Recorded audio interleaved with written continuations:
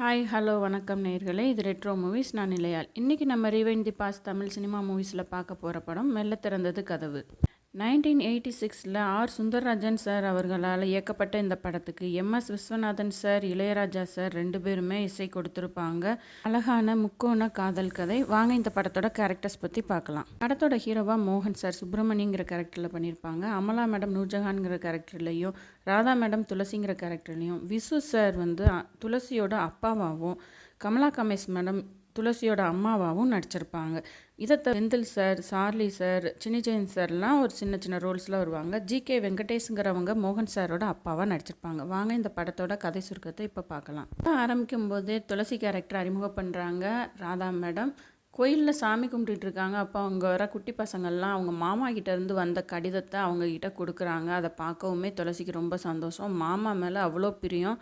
அவங்க ஊருக்கு வர்றாங்கன்னொடனே பஸ் ஸ்டாப்லேயே உட்காந்து காத்து கிடக்குறாங்க. அப்போ அவங்க மாமா காரில் வந்துடுறாரு. அதுதான் நம்ம மோகன் கேரக்டர், சுப்பிரமணி கேரக்டர் அங்கே இன்ட்ரோடியூஸ் ஆகிறாங்க. துளசி கேரக்டர் ரொம்ப இன்னசென்ட்டாக, ரொம்ப மாமா மேலே பிரியமுள்ள ஒரு பொண்ணாக நடிச்சிருக்காங்க. அவங்க காரில் வந்தோடனேவேவும் இவங்க பண்ணுற அலப்பறைக்கு அளவே இருக்காது. ஊர் ஃபுல்லாக ஒரே கொண்டாட்டமாக ஆர்ப்பாட்டமாக வீடு வந்து சேருவாங்க. இப்போ துளசிக்கு மாமா பையனாக நம்ம செந்தில் சார் நடிச்சிருப்பாங்க. அவங்கள வச்சு ஒரு சின்ன காமெடி ட்ராக் அந்த பக்கம் போயிட்டே இருக்கும். சாரும் நம்ம கமலா கமேஷ் மேமும் அழகான ஒரு அப்பா அம்மாவாக தன் பொண்ணு மேலே ரொம்ப பாசமுள்ள ஒரு கிராமத்தில் உள்ள ஒரு வெகுளியான தாய் தகப்பனாக ஒரு அழகான ரோல் பண்ணியிருப்பாங்க. இப்போ சுப்பிரமணிய வீட்டில் ரொம்ப அருமையாக வரவேற்பு கொடுக்குறாங்க. அந்த ஊரே அவரை பார்த்து கார்லேயே மொத ஊருக்குள்ளே வந்த மாதிரி அவ்வளோ ஒரு இதாக எல்லாரும் அவங்கள பார்க்குறாங்க. ஆனால் துளசிக்கு யாருமே சுப்பிரமணியத்து கூட பேசினாவே பிடிக்க மாட்டேங்குது. அவங்க வீட்டில் அவங்க தங்கச்சி பெரியம்மா பொண்ணு வந்து இருக்கும்போது கூட சுப்பிரமணியத்திட்ட பேசுகிறதே அவங்க விரும்ப மாட்டாங்க. ரொம்ப பொசசிவாக ஃபீல் பண்ணுவாங்க. ரொம்ப பிரியமாக இருப்பாங்க. அவருக்கு என்ன வேணாலும் எடுத்து செஞ்சு வைக்கிறதுல ரொம்ப ஆர்வமாக இருப்பாங்க. துளசி ரொம்ப அழகாக பாட்டு பாடுறவங்க. நம்ம சுப்பிரமணி வந்து மியூசிக் காலேஜ் ஸ்டூடெண்ட் வேறு. அவர் இந்த கிராமப்புற பாடல்களை பதிவு பண்ணுறதுக்காகவே தான் இந்த கிராமத்துக்கு வந்திருப்பார். இப்போ துளசி பாடுறத அவர் பார்த்துட்டு ரொம்ப ஆச்சரியப்பட்டு துளசிக்கு தன்னோட பாட்டு பாட சொல்லி கேட்டுக்கிட்டே இருப்பார். அந்த இதை பதிவு பண்ணிக்கிட்டும் இருப்பார். இதெல்லாம் பார்க்குற விசு சாருக்கு ஏன்னா துளசி அவங்கள வந்து விரும்புகிறது விசு சாருக்கு தெரிஞ்சிடும். நம்மளை விட அவங்க வந்து ஹை கிளாஸ்ன்னு சொல்லும்போது அவர் இருந்தாலும் அவரை தான் நான் விரும்புவேன்னு சொல்லி துளசி சொல்லிடுறாங்க. இப்போது சுப்பிரமணியத்தோட அப்பா அங்கே ஊருக்கு வரும்போது கூட அவர் அதை ஒரு பெருசாகவே எடுத்துக்கிடாமல் உன் பொண்ணு தான் என் வீட்டு மருமகன்னு சொல்லிட்டு போயிடுறாங்க.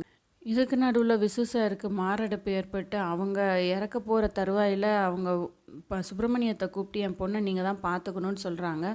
அப்போதைக்கு அவர் சரின்னு சொல்லிடுறாரு. ஆனால் மோகன் சார், அதாவது சுப்பிரமணி மனசில் அந்த மாதிரி எண்ணங்கள் எதுவுமே இல்லை. அப்போது விசு சாரும் இறந்துடுறாங்க. இப்போ சுப்பிரமணி வந்து ஊர்லேருந்து தன்னோட சொந்த ஊருக்கு கிளம்பி போயிடுறாரு. ஆனால் துளசிகிட்ட சொல்லிட்டு போகிறாரு, உன்னை மறக்க மாட்டேன்னு. ஆனால் 6 மாதம் ஆகியும் கடிதமும் வராமல் எதுவும் வராமல் இருக்கவும் ஊர் மக்கள்லாம் ஒரு மாதிரி பேச ஆரம்பிக்கிறாங்க. இதனால துளசியோட அம்மா சென்னைக்கு கிளம்பி போய் சுப்பிரமணியத்தோட அப்பாவை மீட் பண்ணுறாங்க. அப்போ அங்கே வர சுப்பிரமணி தனக்கு அந்த மாதிரி எண்ணம் எதுவுமே இல்லை, அவர் இறக்க போகிற தருவாயில் கேட்டனால தான் நான் அப்படி சொன்னேன், நானே நல்ல மாப்பிள்ளை பார்த்து கல்யாணம் முடிச்சு வைக்கிறேங்கிற மாதிரி பேசினோடனே அவங்களுக்கு ரொம்ப சங்கடமாக போயிடுது.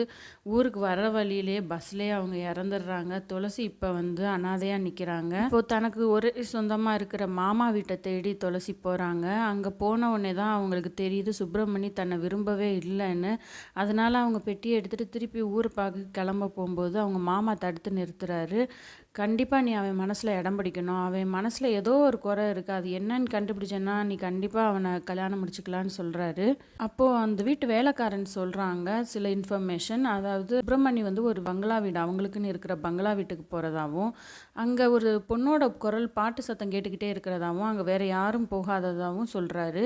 இப்போ துளசி வந்து அந்த வீட்டுக்கு யாருக்கும் தெரியாமல் போகிறாங்க. அங்கே போனால் ஒரு பொண்ணோட பாட்டு சத்தம் ஒழிச்சிக்கிட்டே இருக்குது. இவங்க மேலே போய் பார்க்குறாங்க, எங்கேயுமே இல்லை. அப்போ அங்கே சுப்பிரமணி வந்துடுறாரு. அப்போ தான் அவர் சொல்கிறாரு, தனக்கு பிடிச்ச அந்த குரல் எங்கே இருக்குதுன்னு காமிக்கிறதுக்கு ஒரு ரூம் கூட்டு போய் காமிக்கிறாரு. அங்கே நம்ம அமலா மேடமோட ஃபோட்டோ இருக்குது, அதாவது நூர்ஜஹான் சொல்கிறாரு அவங்க பேர். இப்போ அப்படியே ஃப்ளாஷ்பேக் போகுது கதையில். நூர்ஜஹானை காலேஜில் அவர் சந்தித்ததாகவும் அவங்க ஒரு முஸ்லீம் பொண்ணுங்கிறனால பர்தா போட்டே தான் இருக்கிறப்ப அவங்க கண்களை மட்டுமே பார்த்து காதலிக்கிறாரு நம்ம சுப்பிரமணி. நூர்ஜஹானும் சுப்பிரமணியை ரொம்ப விரும்புகிறாங்க. ஆனால் அவங்க முகத்தை பார்க்குறதுக்கு சுப்பிரமணி எவ்வளவோ ட்ரை பண்ணுவார், அது நடக்கவே நடக்காது. இதுக்கு நடுவில் அங்கே காலேஜ் ஃப்ரெண்ட்ஸு அடிக்கிற லூட்டி இந்த மாதிரி சில சீன்ஸ் வரும். இவர் நூர்ஜஹான் ஃபேஸை பார்க்குறதுக்கு சில ட்ரை பண்ணுவார், அதில் எல்லாம் ஃபெயிலியர் ஆயிடுவார். ஒரு வழியாக நூர்ஜஹான் கூட சுப்பிரமணி பழக ஆரம்பிக்கும்போது அவங்கக்கிட்ட கேட்பார், நான் உன் முகத்தை பார்க்கணுன்னு. அப்போ அவங்க ஒரு போட் ஹவுஸ் இடத்துக்கு நீங்கள் வாங்க நம்ம பார்க்கலான்னு சொல்லி 7 மணிக்கு வர சொல்ல போக இவர் காலையில் 6 மணிக்கெல்லாம் போய் நின்றுவார். ஆனால் அதுக்கு முன்னாடியே நூர்ஜஹான் அவருக்காக பூவால் வரவேற்பெல்லாம் கொடுத்துருப்பாங்க. அதெல்லாம் பார்க்கவுமே ரொம்ப சுப்பிரமணிக்கு சந்தோஷமாக இருக்கும். நூர்ஜஹான் கூப்பிட்டு அவங்கக்கிட்ட கேட்பார், நீ வா உன்னை பார்க்கணுன்னு. நான் உங்களை 7 மணிக்கு தானே வர சொன்னேன், ஏன் 6 மணிக்கு வந்தீங்கன்னு சொல்லி அவங்க கேட்டுக்கிட்டே அந்நேரம் ஒரு சாங் வரும். அதை பேர் ஒளிஞ்சு அங்கே இங்கேயுமா ஓடிட்டே இருப்பாங்க. அப்போது தெரியாமல் நூர்ஜஹான் வந்து ஒரு புதகுழிக்குள்ளே விழுந்துருவாங்க. புதகுழிக்குள்ளே விழுந்தோடனே அவங்க கத்துற சத்தம் காடெல்லாம் கேட்கும். அவருக்கு எங்கேருந்து கேட்குதுன்னு தெரியாமல் டைரக்ஷன் தெரியாமல் ஓடி லேட்டாக போவார். அங்கே அதுக்குள்ளே அவங்க அந்த புதகுழிக்குள்ளே முங்கிடுவாங்க. அப்போ கூட அவங்க கண்ணு மட்டுமே அவருக்கு தெரியும். அந்த சீன் ரொம்ப டச்சிங்காக இருக்கும் உண்மையாக. இதெல்லாம் சொல்லி முடிக்கும்போது தான் துளசிக்கு புரியுது சுப்பிரமணி மனசில் நூர்ஜஹான் எவ்வளோ ஒரு ஸ்ட்ராங்கான இடத்துல இருக்காங்கன்னு. அதை கேட்டு அழுதுகிட்டே வீட்டுக்கு ஓடுறாங்க. அங்கே போய் அவங்க மாமாட்ட சொல்கிறாங்க, இப்படி ஒரு பொண்ணு அவங்க மனசில் இருக்கும்போது நான் எப்படி இடம் பிடிக்க முடியும்னு கேட்கும்போது அவங்க மாமா சொல்கிறாரு, அதெல்லாம் நீ போராடு, உன்னோட காதலுக்கு வெற்றி கிடைக்கும்னு சொல்லும்போது மறுநாளேவும் சுப்பிரமணி வந்து துளசிக்கு மாப்பிள்ளை பார்த்து வீட்டுக்கு கூப்பிட்டு வந்துடுவார். இதை அரைஞ்சிருந்து பார்க்குற நம்ம துளசி வந்து மனசுடைஞ்சு போயிடுவாங்க. இவர் வந்து வீட்டுக்குள்ளே வந்து பொண்ணு அழைச்சிட்டு வரேன்ட்டு உள்ளே வரும்போது பார்த்தா அங்கே லெட்டர் எழுதி வச்சுட்டு துளசி வெளியில் போயிடுவாங்க. அதில் பார்க்கும்போது உங்களை விரும்பின என்னால் வேறு யாரையும் கல்யாணம் முடிக்க முடியாது, நீங்கள் எப்படி நூர்ஜஹானை நினச்சிட்டு இருக்கீங்களோ நானும் அந்த நூர்ஜஹான் இருக்கிற இடத்துக்கே போகிறேன்னு சொல்லிட்டு லெட்டர் எழுதி வச்சுட்டு அவங்க அந்த போட் ஹவுஸ் இடத்துக்கு போயிடுவாங்க. இப்போது சுப்பிரமணி வந்து வேகமாக போவார் அவங்கள காப்பாற்றுறதுக்கு. இந்த டைம் வந்து சுப்பிரமணி நம்ம துளசியை காப்பாற்றிடுவார்.